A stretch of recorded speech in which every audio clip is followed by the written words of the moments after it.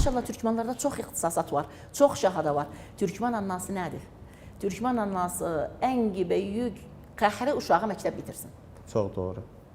Ən böyük qəhrə uşağı bir böyük suvaya yetişsin. Ən böyük qəhrə uşağı parlaq görüksün. Budur. Özlə. Türkmen arvadı yeməz uşağına yedirir, girməz uşağına giridir. Yeməz kaldırı, oxuda bilmirsə tutar özü hiç öyrətmən, oxutsun özünü, yetirsin özün. Çox doğru. Bu nədən gəlir bu?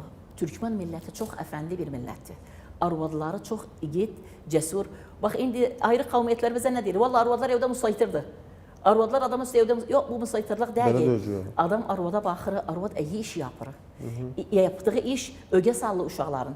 Adam da aynışlıdır. Aynıdır deyir, əgər bu arvad mənim üçün belə yapırsa, bu qadın mənim belə iyisə, belə uşaqlarım ögə xoxoy özü alsın, əlində olsun əmir. Özü yetsin nə istəyir evdə. Özü gəlir, paranı getirir sənə, istədiği verir sənə, uşaqlara sahib çıxır. Uşaqlar üçün nə istəyir alır, sən də evdə məxəti olursan, yetirirsən, məktəbi bitirirsən. Nə mutlu bizə.